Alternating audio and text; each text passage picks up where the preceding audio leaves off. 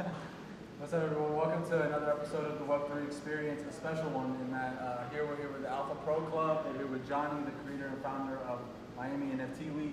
We're here to discuss all of the exciting things happening in the Miami area for Miami NFT Week and in the coming weeks and months. So excited to get into the discussion. Yes. Hi, Yanni. How are you? Very good. Thank you so much for taking your time, making it here. Thank you. We planning, it was like 2-3 weeks planning which day we want to choose. But yeah, excited for what is going on, especially with Miami NFT Week. We are doing a lot of stuff around Miami NFT Week. We have all these events going and all these contests going. We still haven't decided any winner yet, but what we're doing on NFT Week, we as you said, we're one of the top sponsors of Miami NFT Week. So we actually have a contest going on. One of the coolest. One of the coolest for sure. Yeah, one of the coolest for sure. So what we're doing is we're wrapping a Lamborghini Urus live, but it's not just that we're wrapping it, we're actually letting the community, for all the designers on the Web3 space to go and do a design, right? Whatever they got in mind, actually we already closed the submissions. We're gonna put some pictures of what we have got so far, but then it's the own community that is deciding, which one it's the winner. And me personally, I think it's an amazing opportunity for an artist that yesterday I was watching a video of this guy in Vienna. He's like in the main square in Vienna or whatever. He's just recording. He's like, hey, just please go to Alpha Pro Club Discord, support me, vote for my design. I want to go and make it to Miami. And I hear the story of this guy. It's a guy that is throwing an NFT collection, and he's a Latino that's over there. He's like, hey, I'm here in Vienna. Not really though. Like the guy is like super local. Like you could tell he's super local, but. So he's an NFT project, but it's a one-man show. Like he was explaining, he's like, look, I do the design, I do the website, I do the roadmap. Like everything that you see about my collection, it's done by me. And I think that's something that you have to give the credit to this guy because, especially us right now that we're working like day and night on our project, like we see how hard is it to, make things happen on this space. So seeing a guy that it's trying to make it by himself without any excuses, like, oh, I don't have the budget, oh, I don't have the team, he's just going for it. I think it's a really good story. I'm actually hyped for him to win. I want him to win, though. My heart is there. Yeah, right. So we have to say thank you to HODLER Gallery as well. Oh, of course, Mickey.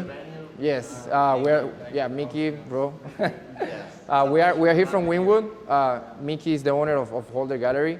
We are doing a lot of cool and crazy stuff with HODLER Gallery lately. We're throwing a party. We're gonna do a party opening from Miami NFT Week. It's gonna be in Miami Music Week, so that's Saturday. It's gonna be a nice party. We're bringing a nice DJ. We just wanna show, our holders that Miami Music Week, party style. That it's really good. It's international. Like a lot of people come just for that weekend. But we're not here to talk about the party. We're here to talk about Miami NFT Week. No, let's talk about the party. No, the party. Everything is a party. Yeah. I mean, Miami NFT Week is March 31st to the 2nd, and it's the second year that we're doing it. Last year was the first, and it was actually an answer to the Bitcoin conference that we had here, right? A lot of people come do conferences. They use Miami as a place for an attraction, right? Mm-hmm. Like if you're gonna do a conference, where are you gonna do it? Yeah, you're gonna do it where people wanna go have fun, they wanna go eat, they wanna go to the beach. And so that's what happens, and that's fine. But they also don't try to find people that are entrepreneurs or creators or people doing stuff in that thing that they're doing. And so, number one, I didn't like that they didn't allow other things other than Bitcoin to be talked about, like NFTs and Ethereum.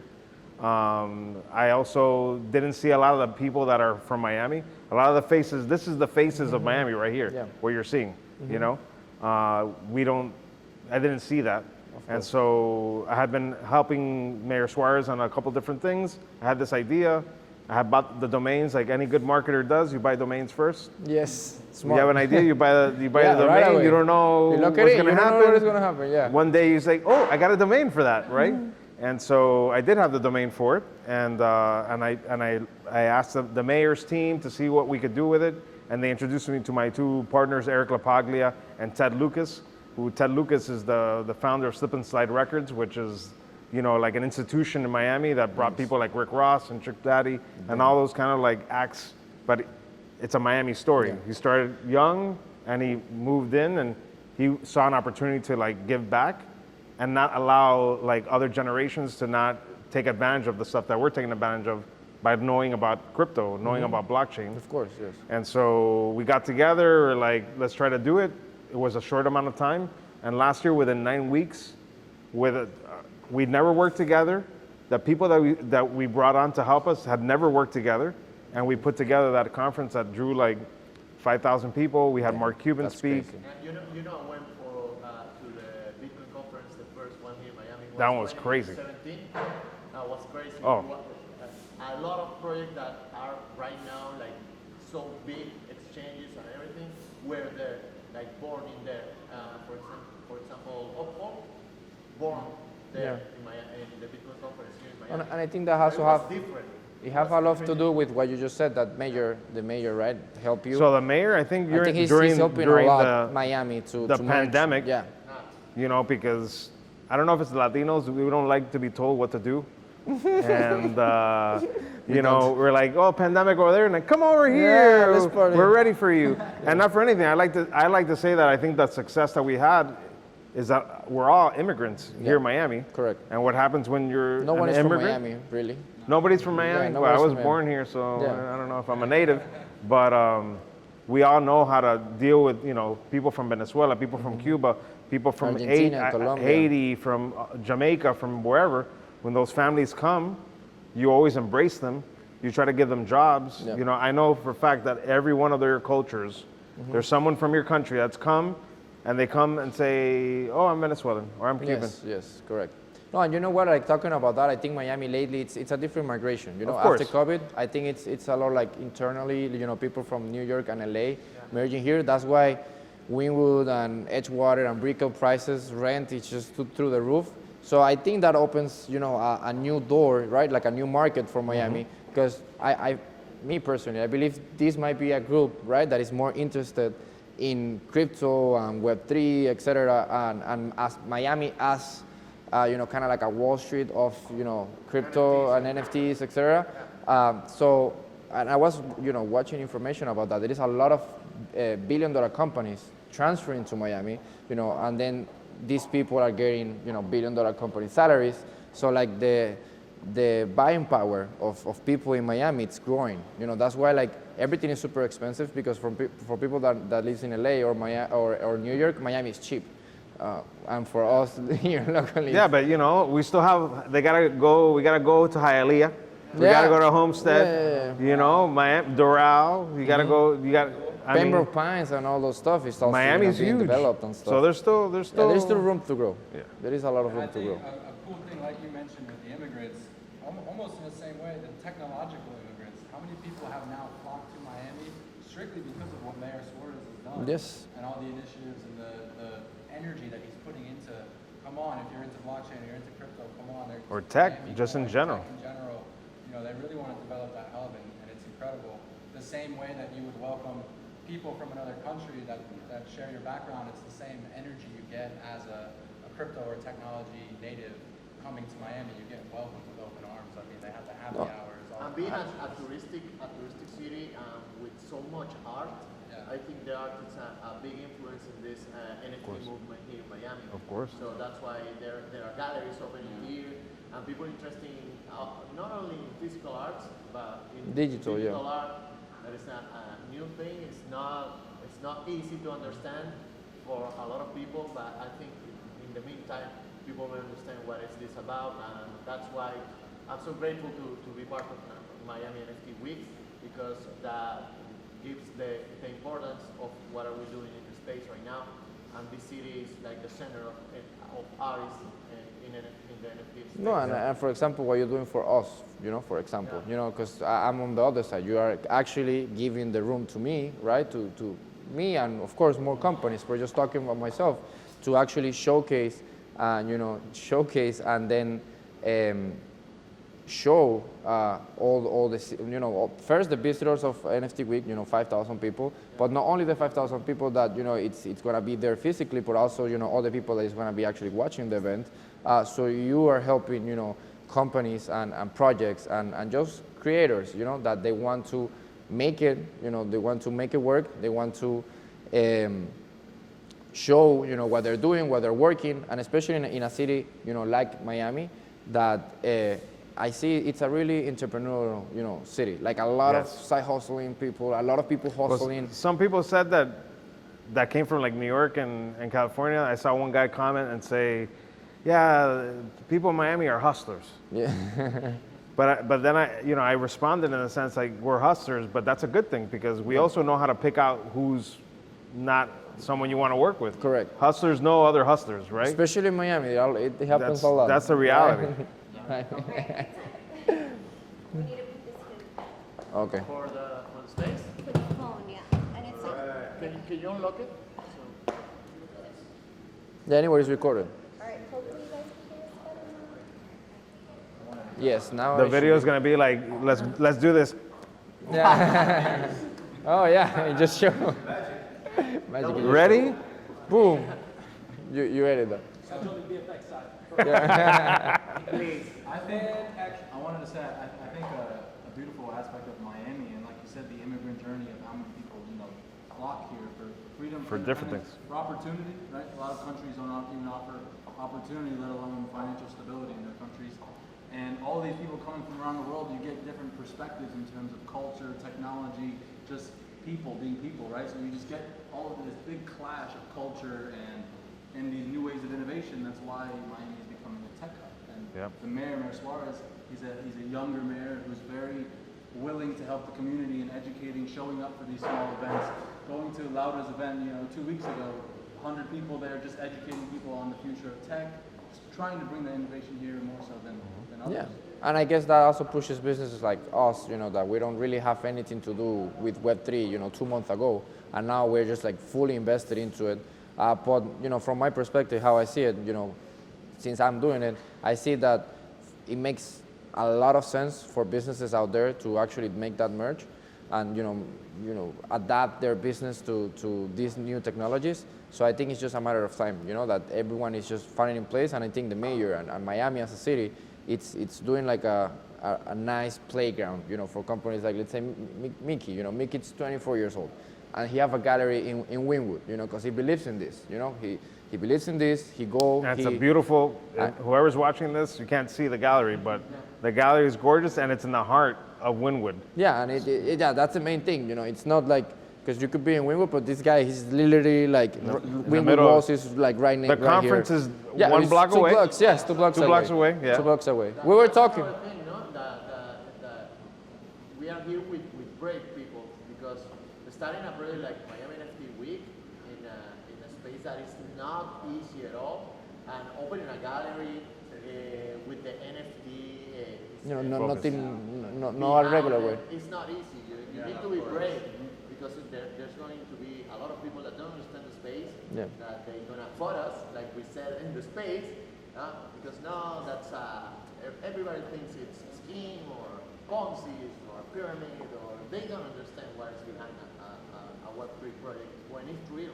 That's why I joined Alpha Pro Club, because they have a Web2 business. We need to demonstrate people that we can build something in Web3 with IRL benefits. IRL benefits. It's easy. It's like when you use your debit card on, for example, on Amazon, you are using your debit card, okay? But you can go to the store and buy with the same card. That's the same thing with an NFT. You can use it online, but you can use it in real life. Yeah. It's simple. Yeah, correct. And for companies and people who may not feel strong about it or keep hearing about technology, want to understand, going to a conference, Miami NFT Week, I know a lot of us, I met my core team for my business at your conference, That makes me You go to these very happy. conferences, You get that knowledge, and then you meet the people that you can build with for the future. And that's the most important thing, is a lot of people are just swayed by negative media, just one side of But there's always negative media. always. Yeah. You say, before you call me an elder, and I'm gonna bring it back. I'm gonna bring it back. Back in my day, we had beepers. You guys never had a beeper. Yeah. But you know what my mother said? My grandmother got me, abuela me lo compró. And my mother's like, that's for drug dealers and doctors. Okay, but the thing is, young people do other things with their beepers, right? What do we do? We started communicating with a beeper. 143. We started, you know, all those other numbers that mean other things that you want to do with the other person that you want to hang out with, right? You have those things, and that's how you communicate. Because you know, you guys adapted around. You know, and it's always the newer generation. And they used it for something else, and then websites started coming out, and you had to like buy something online, and people were like, "You're putting your credit card in there? They're gonna steal your." Oh my God! Did you hear the story of the guy that got that whatever? You know. No, I don't need a website. I have a fax machine. Correct. You know? Which is kind of like the same point. Like, it's the same as now. You know, like people is like, oh, crypto. You know, like or not even crypto, like Web3, blockchain, etc. You know, I don't really.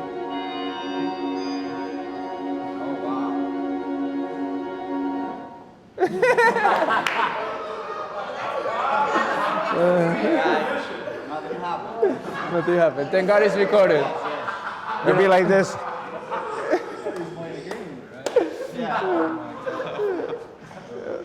So literally, you know, like I think it's the same. It's the same that people needs to eventually everyone is gonna fall in place, and they're not gonna have another option to adapt. That's actually what I was talking to Mickey. I was like, look, when that moment arrives, your business model is gonna make a lot of sense, you know, because it won't be an option anymore. It will be like, oh, I might do it. Yeah, we're gonna wait a little bit. You know, it's like either you have to or you're out of business, you know. It's the same with companies like IBM, you know, or companies that they never adapted. You know, they thought that they had something that it was never gonna, you know, fail, or even like companies like Kmart or stuff like that. You know, Sears. You know, they thought that they were gonna be the kings forever, and they didn't want to adapt. And then, you know, they got companies like, I don't know, Target and Amazon, of Online course. things. But Amazon is like, you know, but even, you know, like in that, you know, period of time, people innovate, and then at the beginning, it's not comfortable, right? It's never comfortable. It's gonna be hard. You're gonna lose money. You're gonna go crazy. But if you believe money, enough, you're gonna make opportunities. Yeah, if you believe enough. But you know what? I want to hear about the gallery though. Like, what inspired you to open this, and how's that journey been? Well, one of the beautiful things, and one of the reasons that we're here, actually, is because it unifies people in a totally different way. And I think Web3, which is one of the reasons we just met like not too long ago, and because we're in the same industry, same community, we have the same mindset. That's one of the reasons that we just it was connected. We're like best buddies. Yeah, literally. Now we're here until like 1 in the morning every day, just planning shit. Let me tell the story. I'm on Twitter, like finding these creators and artists and people who are like really active and they have something different. And I found a girl that she did a song and she sold it on OpenSea. And I contact her, send her a DM, and hey, are you in Miami? If you want to come to the shop and know what we're doing with Alpha Pro Club, you can meet us. And she left the gallery that day, went to Alpha. She met us. I was there like for 2 minutes. Yeah, 2 minutes. I leave, and then she started telling me, like, oh, I have these friends that they have an NFT gallery in Wynwood. And I'm like, NFT gallery in Wynwood? And she said, yeah, it's right in Wynwood. And I was like, damn, okay. And she said, no, you should definitely meet. And then we created a WhatsApp group. And then we start talking like 2 hours. The day after we meet like from 2 p.m. and then all the way until like 12 a.m. just talking and planning. And we're going to LA together next week for LA so NFT week. Crazy, like we just been talking for like on a daily basis, and you know, one of my like all of my best buddies that I've met in Web3, like been through like RL events. So that's one of the reasons that I really want to build something, especially in the heart of Wynwood, because like I said, there's a ton of big communities. In Miami, there is like a big tech community that is actually evolving, and you know, I really like this, and I feel that people that actually come here actually feel this, because like I did it with all my heart. The team behind it and everything, and that's one of the reasons, like I said. What you're doing right now for us here, you know, you're putting up a space together for you know us to discuss about this technology, about Web3, about economy, about like million stuff. So I believe when this matures a little bit and people can do what I told you that last time, like okay, you're gonna have your NFT and you're gonna go to whatever places. You're gonna use your NFT. So this makes sense. Exactly, it's an easier way to actually connect people through an actual tokenization of something. So when you actually hold something that makes you feel part of a community, which some in Web2, there's no like that type of like connections that make you feel that way. Yeah. So I just find it very interesting. I started like 2 years ago investing like different artists and stuff, and that made me involved more into the Web3 community. And then, you know, 6 months later, I presented this idea of like to my best buddies at school, and then we actually built this. You know, it's been crazy because He just graduated from Yeah, UM. I Literally graduated like 6 months ago. 6 months ago. So he From graduated where? and you went. UM. Yeah, So he just went and took the and now that you said that, I feel, you know, like pretty much like everyone that is in this space trying to work, it gets related really quick. It was the same story when we did the podcast with you guys, you know, like because you know it's kind of like they are doing their own thing, but we're doing the same. They're doing their own thing, but we're doing the same. You know, we're grinding, we're working, we're putting in the work. These guys are creating content all the time. They're, you know, they're not trying to collaborate just with everyone. They're actually trying to put like valuable content out. You know, things that people want to hear. And that's why I think, you know, when we meet someone that is trying to do the same than us on the same space, we get related so quick, and you know, just crazy ideas start coming. Like with every single person that we have been, you know, in contact lately, like the last month, that you know, related to Web3, all the relationships are just been amazing. But You know, isn't it interesting when you think about like any technology, like when websites came out, or in the beeper came out, or all these interesting things, but this particular technology has the opportunity to bring people to together, connect yeah. people. There's no other, like, you know, I was telling you guys, like I had t-shirts that made of Bitcoin and Ethereum and Doge. Like I wouldn't put, it was kind of ugly to put a dollar sign on my shirt, right? But if I have a Bitcoin shirt, or I have a Dogecoin shirt, or I have some, you know, Bored Ape, you know, thing. There's some identity that lifts up my philosophy of life, right? Right away. And Yeah. I see the name of your gallery, I know exactly what it means, right? Yeah. And it draws you in. And then if they don't know what it is, okay, well, let me tell you about it. Let me tell you about blockchain. Let me tell you about NFTs. You know. And by the way, with a gallery like this is the future. Correct. Like, people don't realize what, you know, and I know you're probably innovating some interesting things, but, you know, I envision at some point, you know, with the stuff I did with people in Cuba, for example, there could be people in Cuba that make their own makeshift gallery, right? And they display their artwork, but maybe here in your gallery, we have like a Cuba art gallery where the artists could be over there and they could be over here, and the same art's being displayed in both places and interacting, and potentially even the purchase of an artwork from a country, like we were talking about, a country that may be in turmoil, right? Where we can buy it from here and support an artist over there that may not have that freedom. Like, those are the things that make us come together. Correct. You know, Definitely. that freedom. With one Cuban artist in Cuba, I always say NFTs gave him the feeling of liberty and freedom, because he didn't have to ask permission from a Ministry of Culture if he could do it. To do that, yeah. That's great. That's just huge. Like you said, you can have a window into another location. A traditional art gallery, going back 20 years ago, you see what's on the wall. That's it.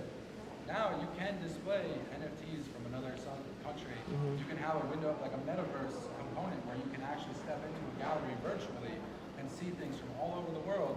And that's completely new. That's an evolution of the traditional art gallery. Yep. They're not limited by the people that walk into the gallery physically.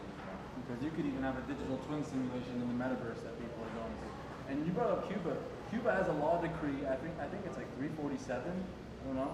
But it's basically caps artists' creativity. Like they have to run it through the Ministry of Culture, and if it's too expensive, the government's taking a cut, or they're not even able to sell it. So like a lot of countries don't have that opportunity to get their art exposed in public. Like I'm sure a Cuban artist can't say, oh, I have all these pieces, I'm just gonna go start my own gallery or open up a pop-up. No, it's not that easy. Not as easy as it is here. So like offering a digital medium for them to interact with people and collectors and build a community with them, because they can verify who buys their art now. Yeah, that's Like when somebody buys your art in real life, you're not connected after that fact. No, and it's what he says, you know, it's the future. So we're still early. You know, we're taking a bit early, he's taking a bit early, but I feel it's kind of like the same as, you know, all these now companies that are $1 trillion, you know, net worth. they start in a point that they didn't start as a $1 trillion company, and I feel now, of course, in that scenario, it's not a fair playground. Like you cannot really go and compete with an Apple or a Microsoft. They're just gonna crush you or they're gonna buy you out. But I think in Web3 now, since it's early, we are in that fair playground where we actually like we were talking with some people from Board A, which is it's the biggest collection. Like it's like in my perspective, kind of like the Bitcoin of the NFTs. And we were talking with them and we were seeing like, okay, what we can get out of, not get out of, but like how we can work together. What we could do, in collaborations. In a regular, world like right now, it's impossible for you to get in contact with a company like Apple or something to make something together. They're gonna be like, we don't need you. And yeah, but they will need to adapt. And then we need to adapt. But that's what I feel like. Since now it's an early point, everyone is more receptive.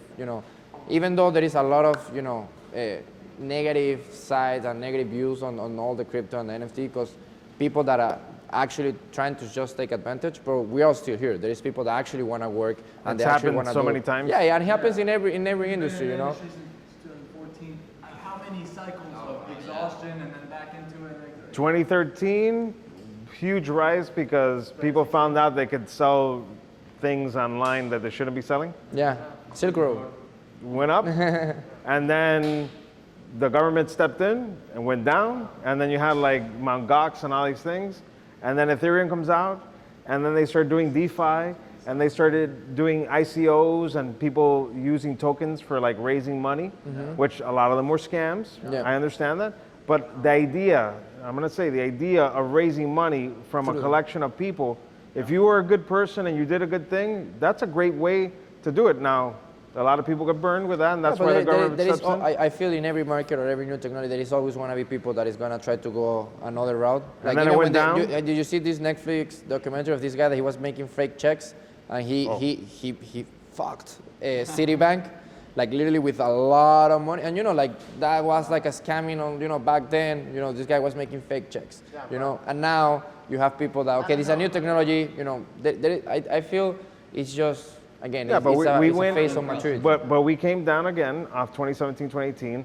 Then NFTs started blowing up, right? Yeah. And then we came back down as well. But the thing I always like to tell people is that every time something comes in, there's a group of people that say, wow, that's super cool. And then they get burned. And other people don't get burned, right? And then we capsize a little bit more, but a lot of those people stay there. And with each peak, there's still more people staying and staying and staying. And they understand that. And maybe you got burned the first time, then you hear it the next time, we're like, okay, let me try it again. Yeah. Or maybe there's some new technology that makes it safer. Because, by the way, when the early Bitcoin days, you know how people bought Bitcoin? You know how people bought Bitcoin? They would go to like a forum and say, hey, I want to buy 10 Bitcoin or whatever, right? And there would be a guy on the forum that would be like the referee, the escrow that they trusted. There was no smart contracts or anything like that, but they did it. They did it. They find a way. You want to hear a fun story? So back in Venezuela, when I was living in Venezuela, I come to Miami on 2012. So this is probably like 2011 or something like that. My dad comes to me and he's like, hey, my dad works for Microsoft, he's a programmer. So he's like, oh, you know what, there is this new technology called blockchain, and there is this new coin, it's called Bitcoin, and he's trying to tell me, look, it's kind of like a game for programmers, because if you break the code, then you win one of the Bitcoins, and this is worth money. And I was like, okay. And then it was like $40. No, like $20, like early. That's when I first knew about it too. So he took it as a hobby, right? So he set up the computer, he set up a computer in his office, just mining Bitcoin early. So it was, it was not big competition. What happened to that computer, man? He mined 42 Bitcoins. Wait. 42 Bitcoins. And then? Right? And he just left the computer at the office. We come, to Miami, and then my dad forgets about the computer. He forgets about the computer. And then, bro, he hears the story that Bitcoin hits like, I don't know, it was like 5K or something. So he reads the news and he's like, oh, This hits And it 5K? comes out in Venezuelan news. Young boy finds computer with 42 Bitcoin. Eso era We never mío. were able to find the freaking computer. Like they erased the computer. It was back in the office. So a new guy started working in the office, and he just restarted the freaking computer. Oh my bro. God. And the bitcoins were in the freaking computer, and it was 42 bitcoins. Imagine he holding. Do you still have the hard drive somewhere? Do you know what? Do you still have the hard drive somewhere? No, I mean the computer is Oh gone. my God. It was in Venezuela. You know, we were already here. Like it was hard, and then they just it was gone. 42. So I think 42. I think we need to start wrapping it up. Do you guys want to have any concluding thoughts? Yes, on, like, I want to say something about the community in Web3. That because I'm a content creator, I'm a streamer, and I saw the change of the young people changing TV for a community.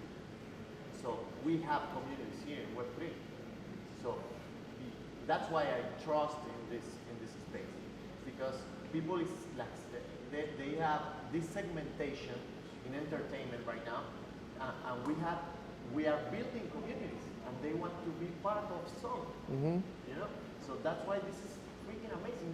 We are so early right now, so we need to keep building this, and I love to be part of Alpha Pro, have the opportunity of being part of a project, but the thing that we can relate with guys like Gianni who have this event, or with Nikki, the gallery, you with the content creation, you have so much experience on NFT because of you belong to this big successful NFT project as the Bored Ape, and that's a mission we have right now. That's why we are here.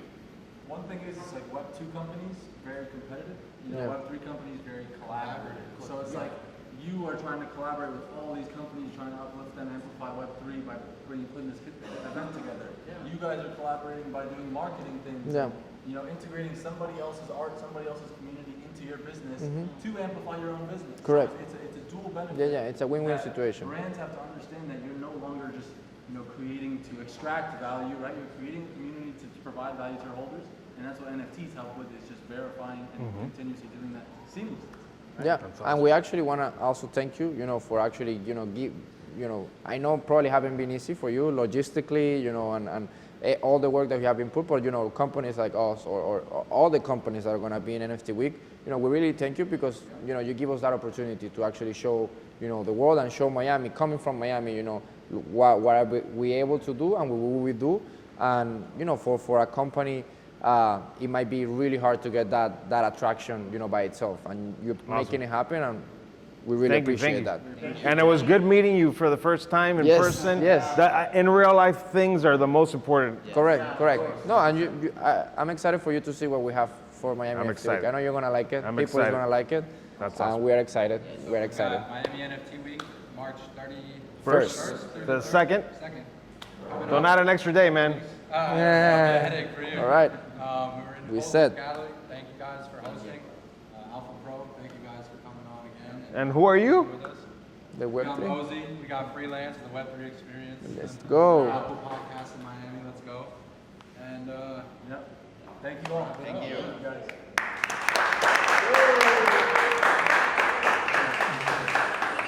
That's a wrap. Yeah.